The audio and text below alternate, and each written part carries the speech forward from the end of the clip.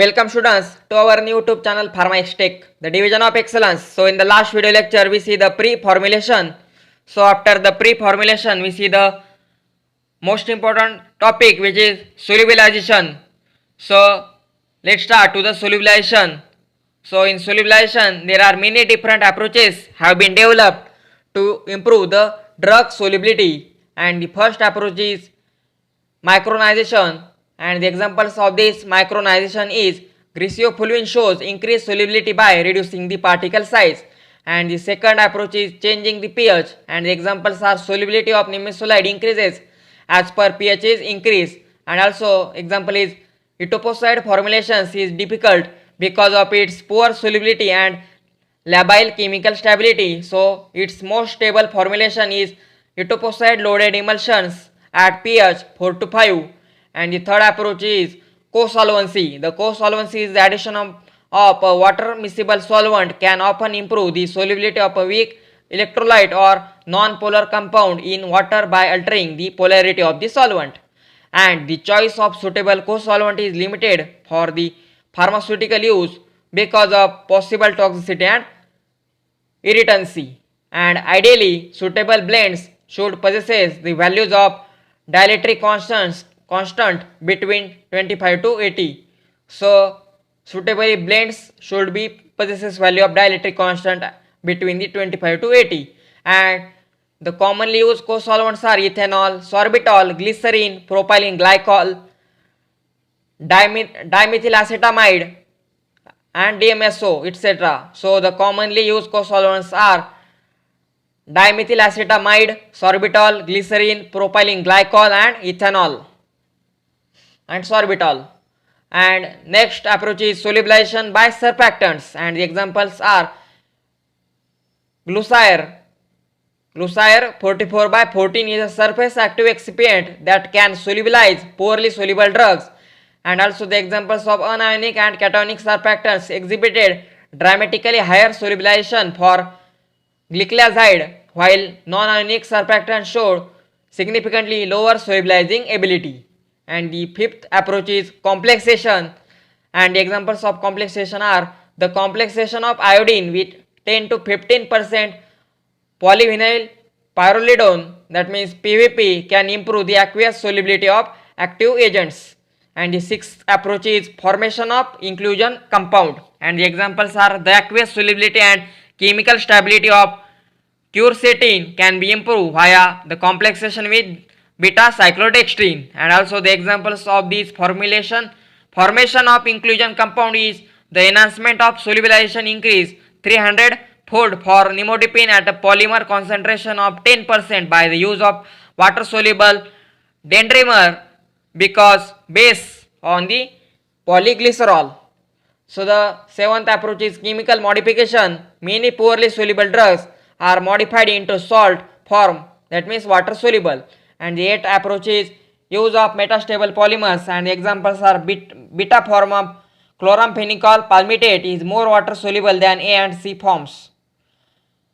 And next one is partition coefficients. The partition coefficient is a measurement of drug lipophilicity, and indications of its ability to cross the cell membranes is oil by water. Partition coefficients is in systems such as octanol water and chloroform water, and the partition coefficient, it is defined as the ratio of unionized drug distributed between the organic and aqueous phases of the at the equilibrium, and when a solute is added to two miscible liquids, it will distribute itself between the two phases in a fixed ratio, which is referred to as partition or distribution coefficient, and it is independent of concentration of dilute solutions of given solute species.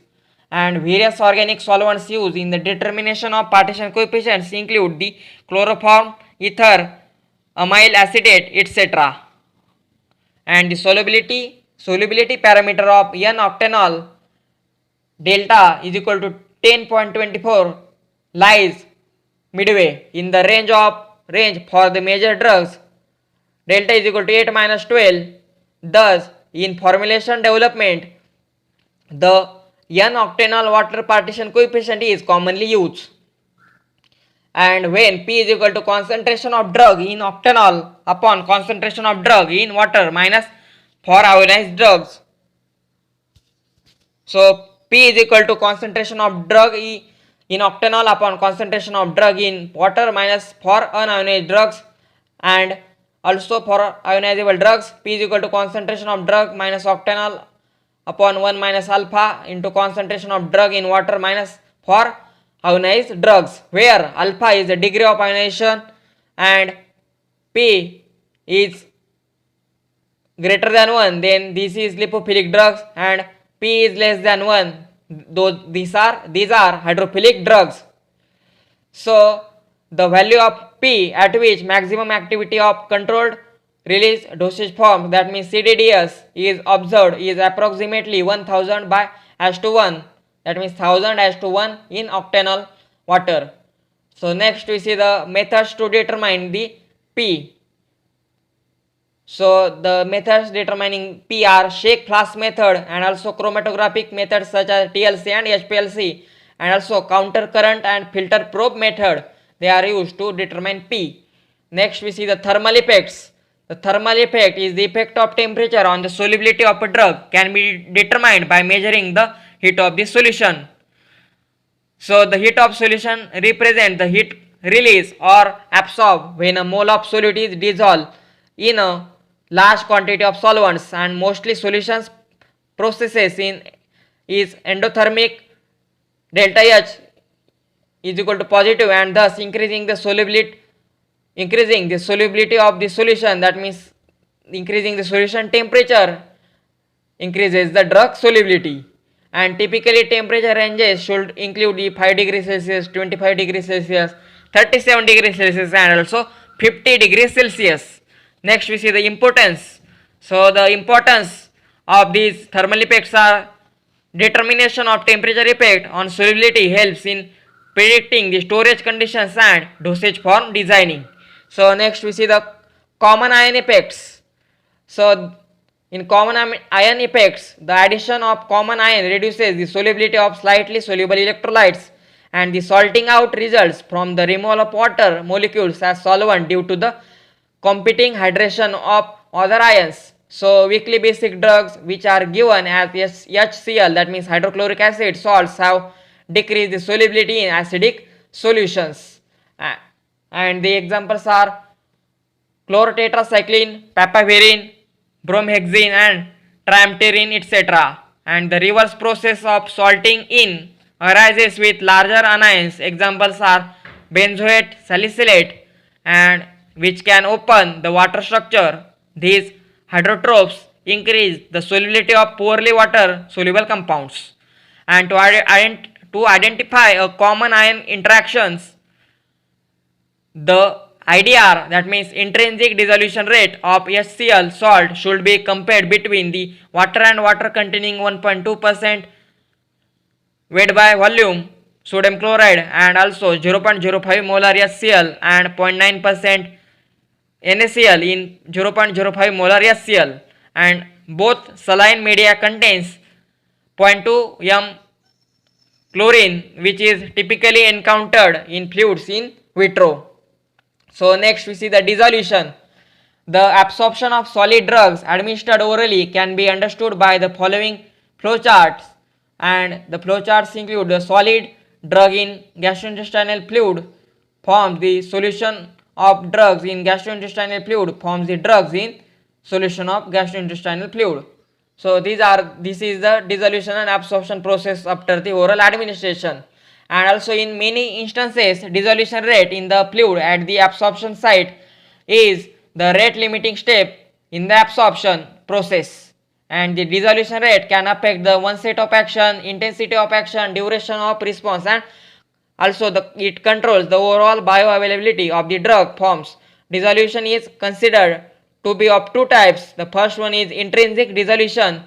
The dissolution rate of the intrinsic dissolution, the dissolution rate of a solid in its own solution is adequately described by Noyes-Whitney equation. dC by dt is equal to AD in bracket CS minus C upon HV, where dC by dt is the dissolution rate, A is the surface area of dissolving solid, D is the diffusion coefficient, C is the concentration of drug in solution, and H is the thickness of diffusion layer at the solid liquid interface. So next, and also the V is the volume of dissolution media, and Cs is the solute concentration in the diffusion layer. And this equation helps to the pre-formulation scientist in predicting, that means for the prediction of if absorption would be dissolution rate limited or not, and this method is to determine the intrinsic dissolution. Then next is rotating disc method or Wood's apparatus. So this rotating disc method or Wood's apparatus allows for the determination of dissolution from constant surface area obtained by compressing the powder into a disc of known area with a die punch apparatus. So next we see the particulate dissolution. So this particulate dissolution is the method to determine the dissolution of a solid at different surface areas, and a weight amount of powder sample from a particular sieve fraction is introduced in the dissolution medium, and agitation is usually provided by a constant speed propeller, and it is used to study the influence on dissolution of particle size, surface area, and mixing with excipient. Then next we see the stability studies. So the stability studies are for the development of a drug substances into a suitable dosage forms, requires the pre-formulation stability studies of a drug under the following categories. They are solid state stability and solution state stability. So first we see the solid state stability. So the solid state reactions are much slower and more difficult to interpret than solution state reactions because of reduced number of molecular contacts between drugs and excipients, molecules, and occurrence of multiple reactions. And techniques for solid state stability studies are solid state NMR spectroscopy, powder X-ray diffraction, Fourier transform, that means FTIR, Raman spectroscopy, differential scanning calorimetry, thermogravimetric analysis, and dynamic vapor sorption are the techniques for solid state stability studies. Then next we see the solution state stability. This solution state stability is the primary objective is the identification of conditions necessary to form a solution. These studies include the effects of pH, light, co-solvent, temperature, oxygen, and ionic strengths.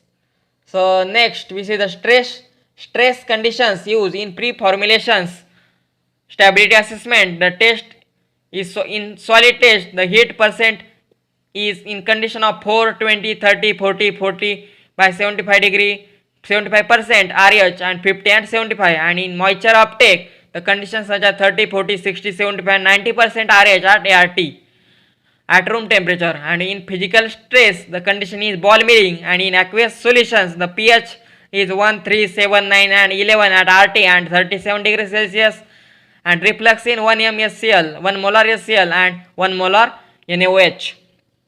And in light the UV is 254 and 366 nanometer and visible south facing window at room temperature. And in oxidation, sparring with oxygen at room temperature, UV may accelerate the breakdown. So next we see the chemical characteristics, and the chemical characteristics are, first one is oxidation. This oxidation, it is a very common pathway for drug degradation in liquid and solid formulation, and this oxidation occurs in two ways. The first one is auto-oxidation and free radical chain process. The first one is auto-oxidation. This auto-oxidation is defined as a reaction of any material with molecular oxygen which produces the free radicals by hemolytic bond fission of a covalent bond, and these radicals are highly unsaturated and readily take electron from other substances, causing the oxidation. For auto-oxidation to occur in solid molecules, oxygen must be able to diffuse through the crystal lattice to liable sites. Hence, the crystal morphology and packing are important parameters for determining the oxidation kinetics. So the next one is free radical chain process. The processes are initiation, propagation, and third one is hydroperoxide decomposition and termination. These are the process in free radical chain process. So the next we see the factors affecting the oxidation process, and the factors affecting the oxidation process are oxygen concentration, light, heavy metals, particularly those having two or more valency state. Examples are copper, iron, nickel and cobalt. And the fourth one is hydrogen and hydroxyl ion, and also temperature. Then next one is antioxidants. They are reducing agents and chain inhibitors, radical induce decomposition. The antioxidants in oil soluble, the oil solubles are free radical acceptor and inhibit free radical chain process, and water soluble oxidize itself and prevent the oxidation of the drug. And the examples of water solubles are hydroquinone, propyl gallate, butylated hydroxyl anisole and butylated hydroxytoluene, and lecithin and alpha tocopherol. These are the examples of oil soluble. And water soluble examples are sodium metabisulfate, sodium bisulfite, acetylcysteine, ascorbic acid, sodium thiosulfate, sodium dioxide, sulfur dioxide, thioglycolic acid and thioglycerol. These are the examples of water soluble. So next we see the chiliating agents. So these chiliating agents are it forms the complexes with trace amounts of heavy metals, iron, and inactivate their catalyzing activity. They are chiliating agents, and examples of chiliating agents are EDTA, citric acid and tartaric acid. So the next one is hydrolysis. In the hydrolysis, it involves the nucleophilic attack of labile groups. The lactam, ester, amide and imide. This is the step. And this in hydrolysis, when this attack is by a solvent other than water, then it is known as solubilization. So what is solubilization? When this attack is, that means when this hydrolysis attack is by a solvent other than water, then it is known as solubilization. So next we see the photolysis. In that we see the mechanism of photo decomposition, and an electronic configuration of a drug overlaps with spectrum of sunlight or any artificial light, and thereby energy is absorbed by electron and it goes to the excited state, and they are unstable and they release the acquired energy and come to the ground state and decompose the drugs. And this photosensitization means the molecule or excipient which absorbs the energy but do not participate themselves directly in the reaction but pass the energy to other that will causes cellular damage by inducing the radical formation.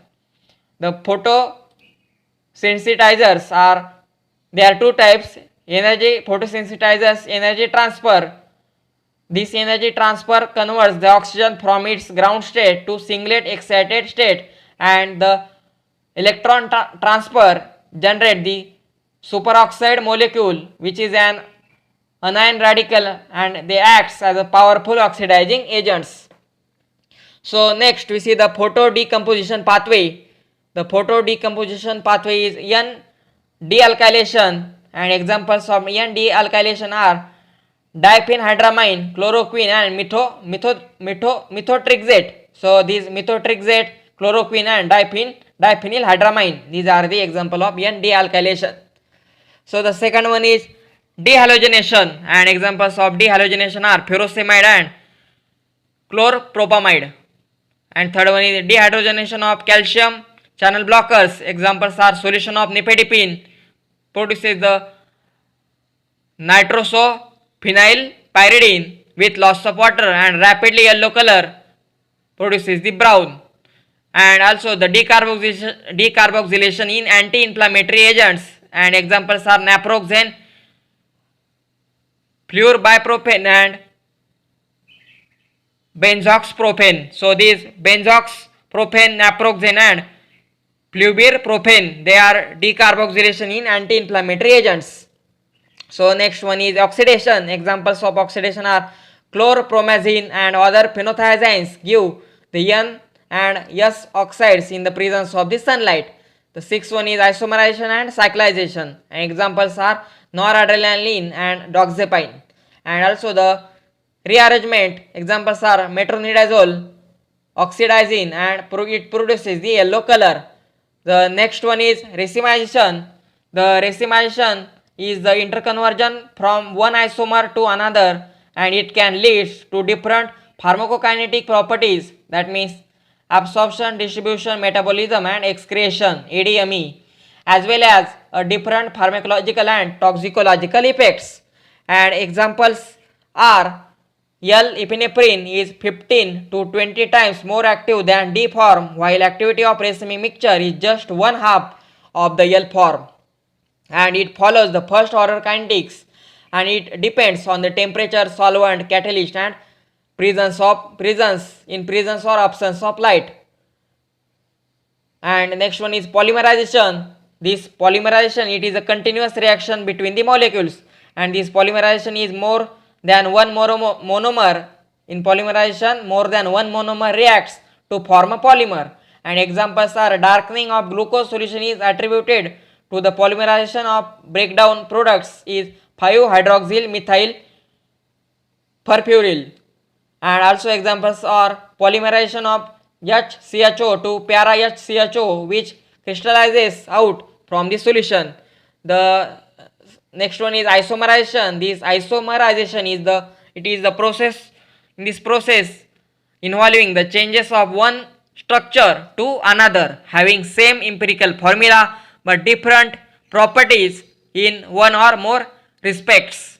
This is known as isomerization, and this isomerization, it occurs is rare.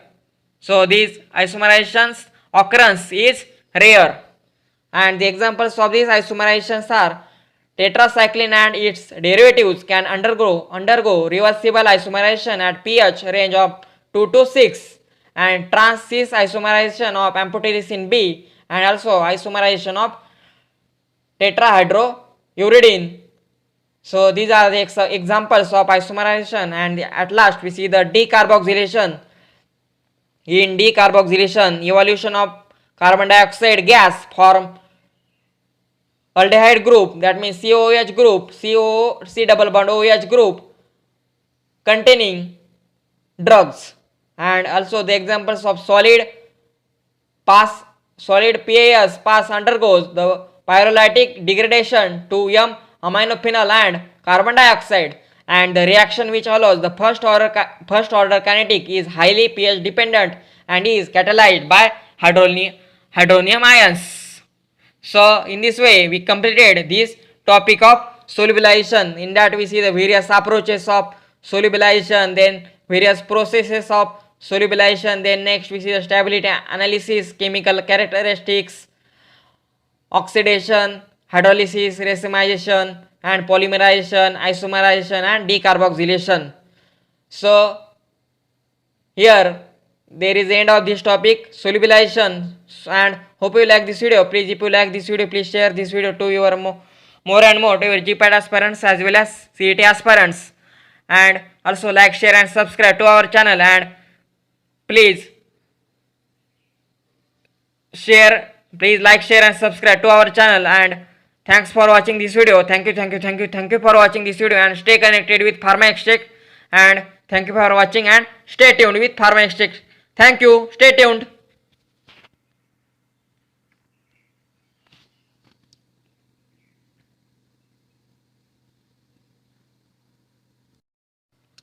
Welcome students to our new YouTube channel Pharma Extract, the division of